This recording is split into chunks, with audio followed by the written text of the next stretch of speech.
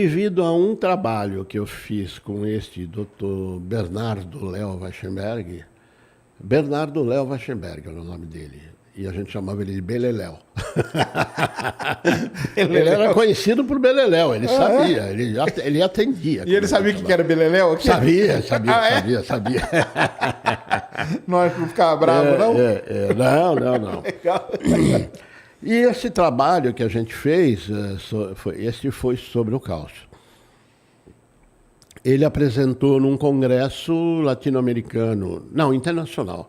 Foi na Venezuela, na época, mas era no congresso internacional de... oh, meu Deus, eu já lembro, de metabolismo, coisa assim. E aí tinha um pessoal do National Institutes of Health, que é onde tem a elite dos pesquisadores em medicina nos Estados Unidos. Elite.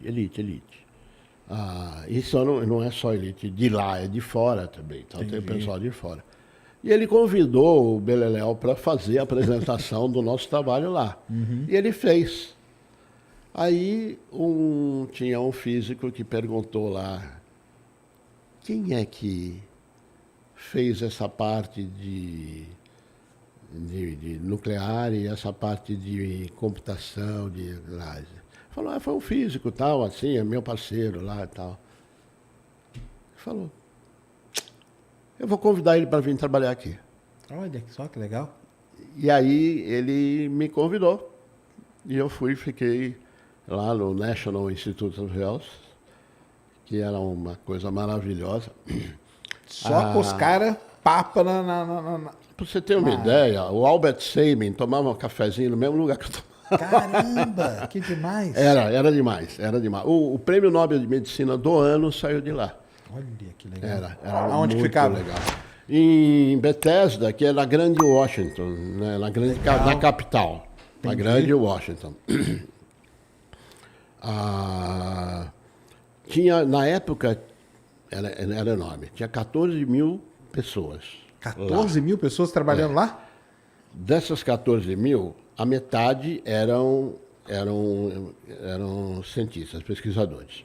Né? A outra metade era do pessoal de técnico e tal. Uhum. Né? E a metade da metade, quer dizer, um quarto ali, eram de fora, como eu. Que demais. Eu era pesquisador associado visitante. Estados Unidos tem isso, né? Estados Unidos. Se você manja de uma coisa, eles querem...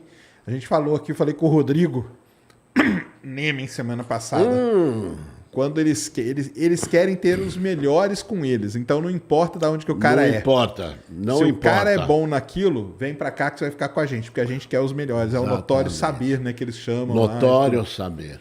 Que você não precisa de nada, cara. Você provou aqui que você manja disso aqui. E veja, eu não tinha nem doutorado, eu tinha mestrado só ali nessa época.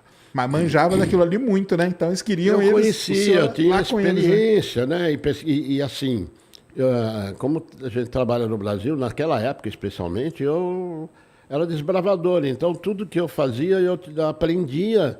E então eu passava por todas as etapas. Sim. Então isso dava uma base muito... Com certeza. Muito sólida, né? Isso era bem legal. E foi muito diferente sair daqui e ir trabalhar lá? Teve um baque, assim? Como que era a diferença, tipo, tecnológica, tudo isso? Como que era? Um choque cultural terrível. É? Terrível.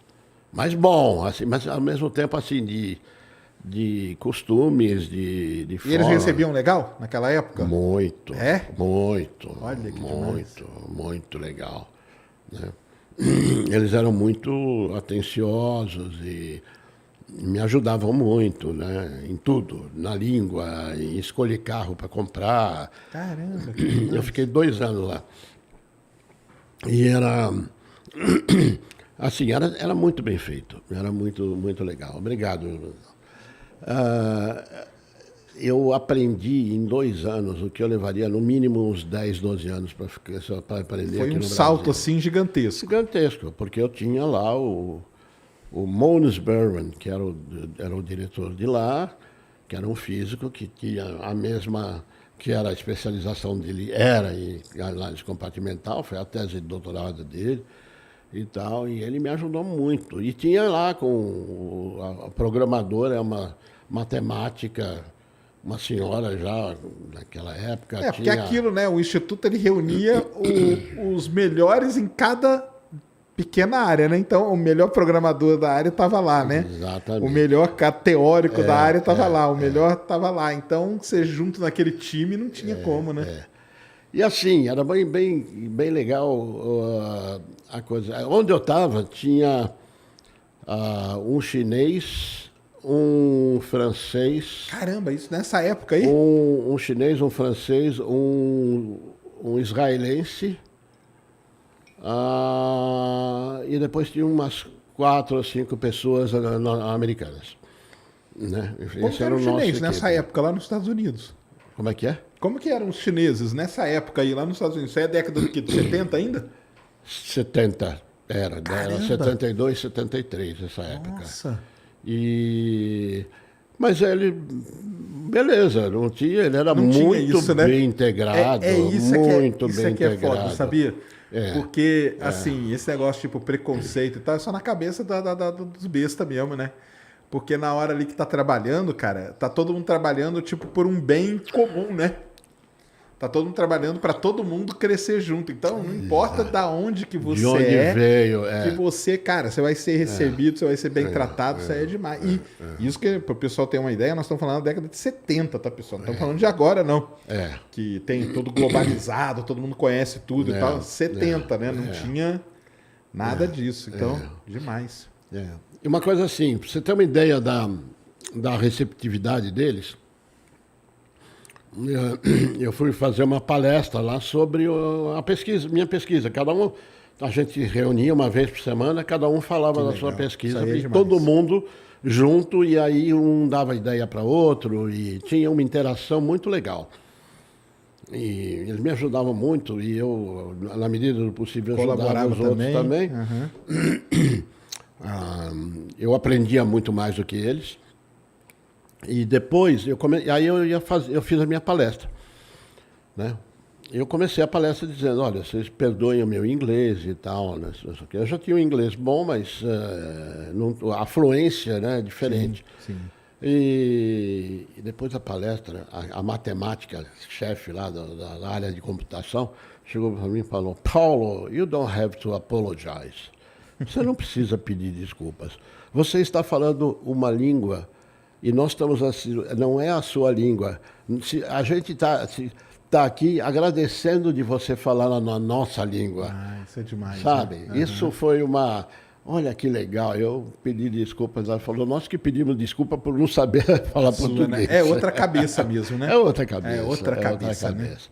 Essa é uma coisa bem legal, que você aprende... na realidade, você não aprende... você não aprende uma língua, você aprende uma cultura. Exato. Você aprende uma cultura.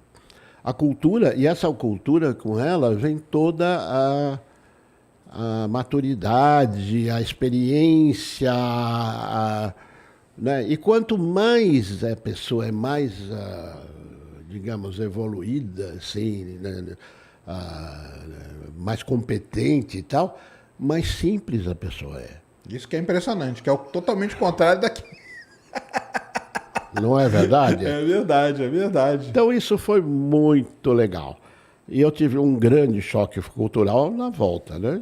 Nossa, quando eu voltei, a choque cultural aí você ficou o quê? 2 anos lá? Terrível, 2 anos. E aí voltou aqui. Aí na hora que voltou, falou, pelo amor de Deus, eu quero voltar. Eu quero voltar. E assim, ele me convidou para ficar lá. Entendi. Ele me convidou e me deu uma pesquisa. Falou, olha, eu estou querendo fazer uma pesquisa numa área lá com... Eu estou tentando lembrar qual era a substância para fazer a pesquisa lá. E acabei não aceitando. Porque na época minha mulher teve um problema de saúde e aí ela não queria ficar lá, ela queria vir para cá. Entendi. E aí ela ia ser operada. Entendeu? E aí ela não queria ser operada lá, né? E eu estava com 2 crianças pequenas e tal. Entendi. Então a gente... toda uma logística aí. Uma logística mais complicada.